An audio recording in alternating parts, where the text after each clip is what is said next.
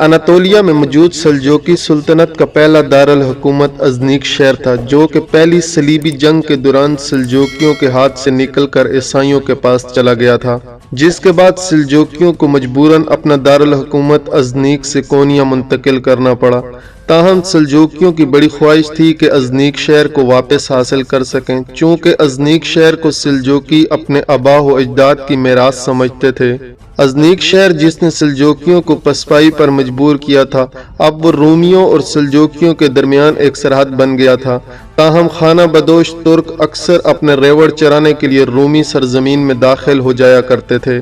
کیونکہ انہیں سرحد کے اس پار اچھی سطح مرتفع کی ضرورت تھی جہاں وہ اپنے مویشیوں کو چرا سکیں۔ دوسری جانب مشرقی رومی گورنر اپنی سرزمین پر ترکمانوں کی آمد سے بے حد پریشان تھے۔ انہوں نے ترکوں کو روکنے کے لیے سرحد کے ساتھ قلعوں کی ایک لمبی قطار بنا دی تاکہ ترکمان رومیوں کی سرزمین میں داخل نہ ہو سکیں۔ 1176 عیسوی میں سلجوقیوں اور رومیوں کے درمیان نیروکیتلون کی جنگ ہوئی، جس میں سلجوقی سلطان کیلج ارسلان کو شاندار فتح حاصل ہوئی اور رومیوں کے ہزاروں سپاہی اس جنگ میں مارے گئے، جبکہ اتنے ہی سلجوقیوں کے ہاتھ قیدی بنے۔ اس جنگ میں شکست کے بعد رومی شہنشاہ نے سلطان کیلج ارسلان سے امن کی پیشکش کی اور صلح کی درخواست کی، جس میں سلطان ارسلان نے صلح کی درخواست کو منظور کرتے ہوئے اپنی پہلی شرط یہ رکھی کہ رومی سرحد کے قریب تعمیر کیے گئے تمام نئے قلعوں کو ختم کر دیا جائے، جس پر شہنشاہ نے ان تمام نئے قلعوں کو ختم کر دیا۔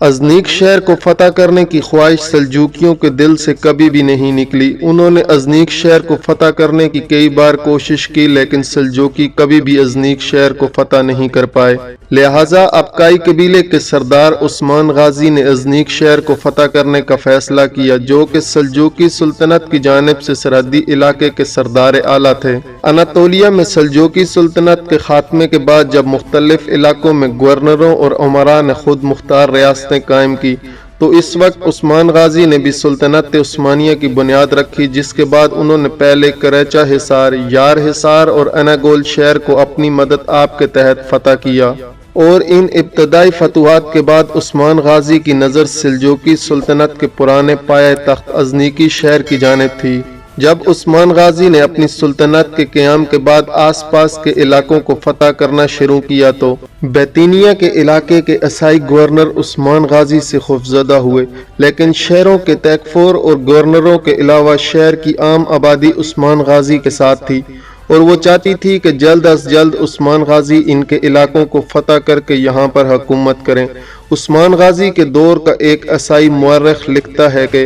ازنیک کے گورنر نے اپنے عیسائی شہریوں پر ڈاکوؤں جیسا ظلم کیا۔ عثمان غازی کی حکومت کے تحت آنے والے رومی لوگوں نے بتایا کہ عثمان غازی نے انہیں مکمل مذہبی آزادی دی تھی اور ان کے ساتھ انصاف کیا جاتا تھا، اور یوں باقی رومی علاقوں میں رہنے والے لوگ بڑی بے چینی کے ساتھ اپنے شہروں کو عثمانی سلطنت میں شامل کرنا چاہتے تھے۔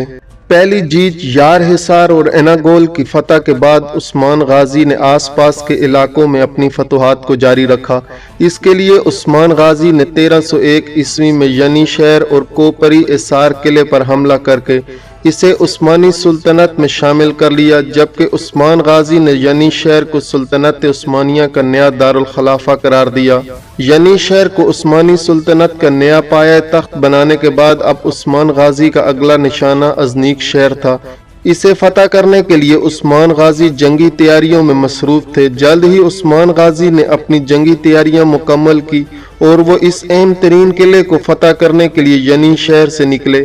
عثمان غازی نے ازنیک شہر پہنچنے کے بعد انہوں نے اس شہر کا محاصرہ کر لیا اور اس کی ناکہ بندی کرتے ہوئے انہوں نے ازنیک شہر کو آنے والے تمام راستوں پر ناکے لگا دیے،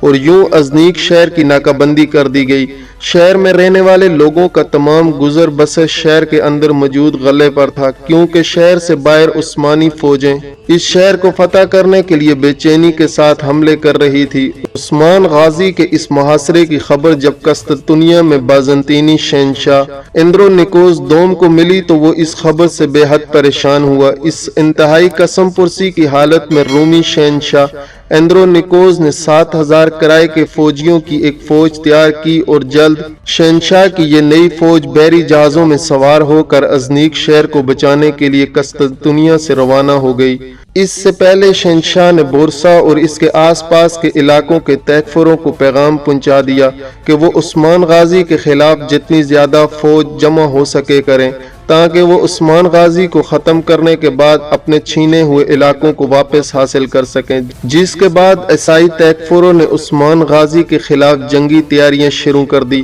اس دوران قسطنطنیہ میں عثمان غازی کا ایک جاسوس موجود تھا جس نے عثمان غازی کو ان تمام آلات سے آگاہ کیا کہ ایک بڑی فوج عثمان غازی کو ختم کرنے کے لیے قسطنطنیہ سے روانہ ہو چکی ہے۔ اس کے علاوہ عثمان غازی کے جاسوس نے یہ بھی خبر بھیجی کہ بورسا اور اس کے آس پاس کے شہروں کے تیکفروں نے شہنشاہ کے حکم پر عثمان غازی کے خلاف فوج جمع کر لی ہے اور وہ شہنشاہ کے انتظار میں ہیں۔ اس خبر کے بعد عثمان غازی پریشان ہو گئے چونکہ انہیں قسطنطنیہ سے آنے والے نئے لشکر کا خطرہ تھا، جبکہ مغربی جانب سے انہیں رومی تیکفروں کی جانب سے خطرہ تھا جنہوں نے عثمان غازی کے خلاف اپنی فوجوں کو جمع کیا ہوا تھا۔ اس خبر نے عثمان غازی کو مشکل میں ڈال دیا، لیکن جلد عثمان غازی نے اس مشکل سے نکلنے کا فیصلہ کیا۔ عثمان غازی نے فوراً فیصلہ کیا اور انہوں نے اپنے سپاہیوں کو حکم دیا کہ ہم ازنیک شہر کا محاصرہ اٹھا رہے ہیں، اور اس کے بعد عثمان غازی اس محاصرے کو چھوڑ کر اپنی فوجوں کے ساتھ واپس ینی شہر چلے گئے۔ ادھر رومی فوجیں جمع ہو کر آنے والے رومی کمانڈر مظلون کے ماتحت ینی شہر پر حملے کے لیے جمع ہو گئی۔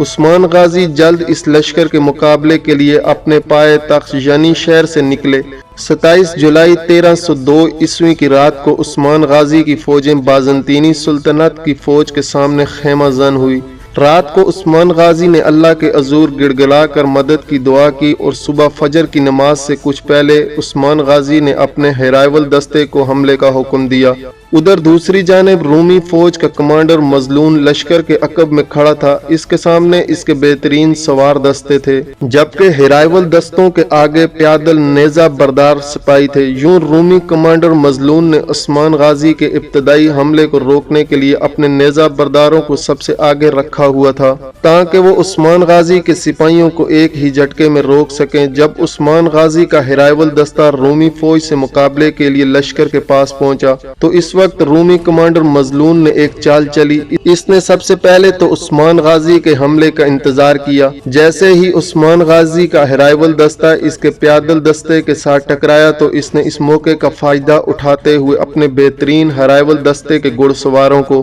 دائیں اور بائیں جانب سے عثمان غازی کے ہیرائول دستے کو گھیرنے کے لیے روانہ کر دیا، جبکہ اس دوران رومی فوج عثمان غازی کے ہیرائول دستے کو روکنے میں کسی حد تک کامیاب ہو چکی تھی۔ عثمان غازی دور کھڑے جب انہوں نے دیکھا کہ رومی فوج کے گھڑ سواروں نے دائیں اور بائیں جانب سے عثمان غازی کے ہیرائول دستے کو گھیر لیا ہے، عثمان غازی اپنی باقی ساری فوج کے ساتھ میدان جنگ میں اترے۔ عثمان غازی نے اپنے گھڑ سواروں کے ساتھ رومیوں پر سخت ترین حملہ کیا۔ عثمان غازی کے میدان جنگ میں اترنے کے بعد ہیرائول دستہ جو کہ رومیوں کے نیزہ بردار دستوں کے ساتھ نامرد آزما تھا، اس نے یکدم پیچھے ہٹ کر باقی رومی فوج سے جنگ لڑنا شروع کر دی۔ اب رومی فوج چاروں اطراف سے عثمان غازی کی فوجوں کے ساتھ گھری ہوئی تھی۔ اس صورتحال کو دیکھتے ہوئے رومی جنرل نے اپنے نیزہ بردار دستوں کو حملے کا حکم دیا، تاہم نیزہ بردار سپاہیوں نے حملے سے انکار کر دیا کیونکہ وہ عثمان غازی کے اس حملے سے بے حد گھبرا گئے۔ عثمان غازی رومی گھڑ سوار دستوں پر تابڑ توڑ حملے کیے جا رہے تھے، میدان جنگ میں ڈالیں ٹوٹ رہی تھی، گھوڑے ایک ایک کر کے گر رہے تھے۔ اس دوران ایک بار پھر رومی کمانڈر نے اپنے پیادل دستوں کو حکم دیا، لیکن اس بار پھر پیادل نیزہ بردار سپاہیوں نے حملے سے انکار کر دیا، بلکہ وہ عثمان غازی اور ان کے سپاہیوں کے ہاتھوں مرنے والے اپنے سپاہیوں کو دیکھ کر اور گھبرا گئے اور انہوں نے ڈالیں وہیں پھینکی اور میدان جنگ سے بھاگ گئے۔ اس دوران رومی فوج کا بیچ کا حصہ عثمان غازی اور ان کے سپاہیوں کی تلوار کا نشانہ بن چکا تھا، جبکہ باقی کے رومی سپاہیوں نے عثمان غازی کے سامنے ہتھیار ڈالنا شروع کر دیے اور یوں رومی فوج یہ جنگ ہار گئی اور رومی فوج کا سپہ سالار میدان جنگ چھوڑ کر بھاگ کھڑا ہوا۔